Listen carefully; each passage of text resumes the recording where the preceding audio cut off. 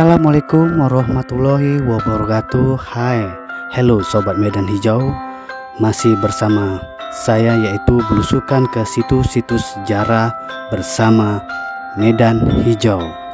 Nah, kali ini ya Sobat Medan Hijau, berhubung saya ada di kota Malang, karena itu saya saat ini sedang belusukan ke situs-situs sejarah, yaitu sebuah candi yang ada di kota Malang ini.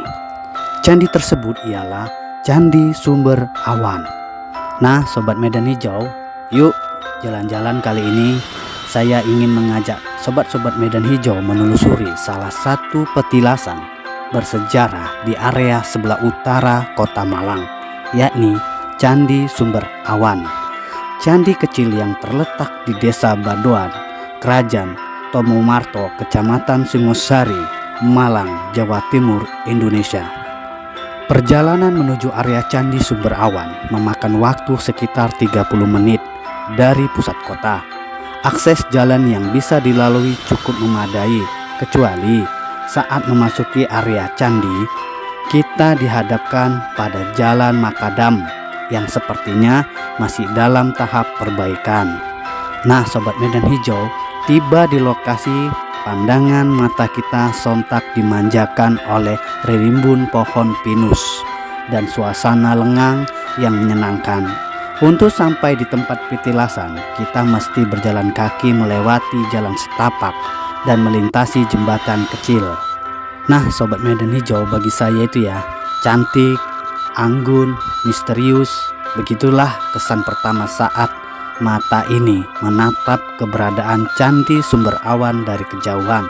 Apalagi letaknya agak tersembunyi, dikelilingi hamparan rumput nan luas menghijau, semakin mempertebal aura kemisteriusan yang menyelubunginya. Nah Sobat Medan Hijau, sementara mata kita belum terlepas dari rasa takjub, hati sudah sibuk bertanya-tanya, adakah jejak bersejarah yang ditinggalkan oleh bangunan Candi Mungil ini yang tampak kesepian? Tentu saja ada, seperti termaktub dalam kitab Negara Kertagama. Candi Sumber Awan mendapat julukan Kusumanggangan atau Kasurangganan, yang berarti tanah bidadari. Berdasarkan penelitian, candi ini merupakan peninggalan abad ke-15 masa Kerajaan Majapahit. Disebutkan bahwa Raja Hayam Wuruk pernah bertandang ke situs ini sekitar tahun 1359.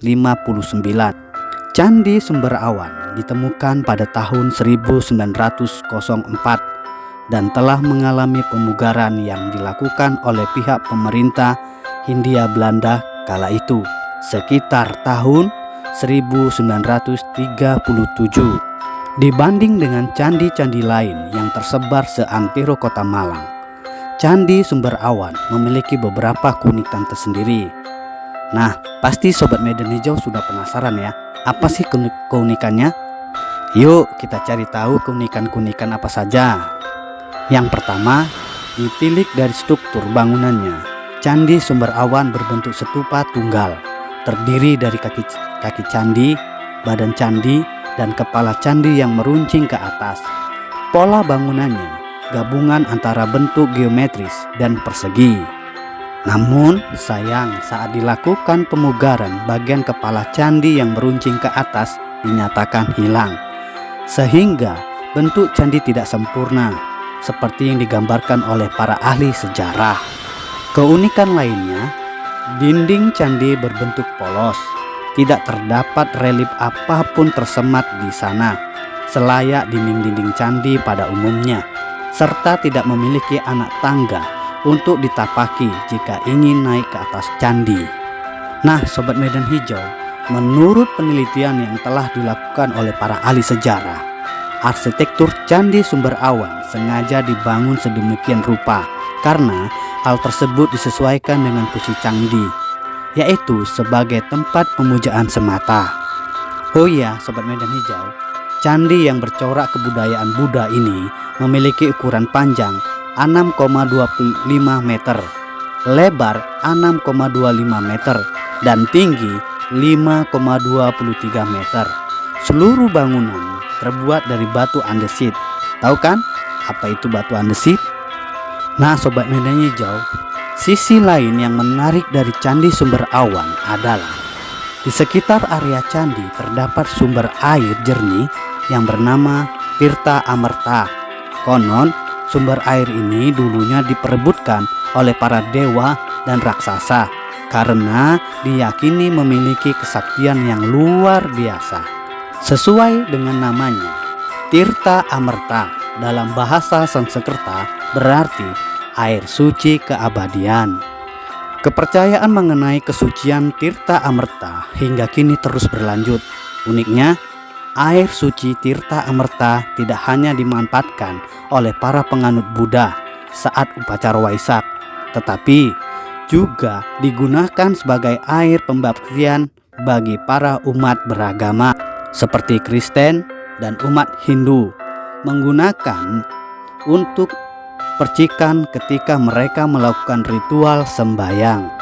Bukan hanya itu ya Sobat Medan Hijau, beberapa wisatawan bahkan sengaja datang dengan tujuan lain, yakni untuk merawat diri, mencari tombo atau pengobatan dengan sarana mandi kembang di sumber air suci Tirta Amerta ini. Nah, Sobat Medan Hijau, untuk hal-hal yang berhubungan dengan dunia ruwat meruat, pihak candi menyediakan juru kunci atau tetua yang siap memandu. Hal ini diperkuat dengan keberadaan bangunan semacam pendopo yang menyediakan ubah rambe atau kebutuhan pernak-pernik untuk upacara ruatan, mulai dari pemesanan dupa hingga pagelaran wayang. Oh ya Sobat Medan Hijau, salah satu mitos yang tidak kalah menarik berkenaan dengan keampuhan air suci Amerta ini adalah barang siapa yang minum atau membasuh wajah dengan air suci ini, maka akan dikaruniai panjang umur dan awet muda. Sedangkan Amerta itu ya Sobat Medan Hijau, Amerta dalam bahasa Sanskerta artinya tidak mati ataupun abadi. Yang diharapkan abadi di sini adalah sifat kebaikannya, bukan bentuk atau fisiknya ya Sobat Medan Hijau. Jangan salah paham dan jangan salah pengertian, oke Sobat Medan Hijau. Candi Sumber Awan merupakan salah satu candi yang memiliki bentuk yang sangat unik, yaitu hanya berupa sebuah seperti stupa berlokasi di Desa Tolomarto, Kecamatan Singosari, Kabupaten Malang, Jawa Timur, dengan jarak sekitar 6 km dari Candi Singosari. Candi ini merupakan peninggalan kerajaan Singosari dan digunakan oleh umat Buddha pada masa itu.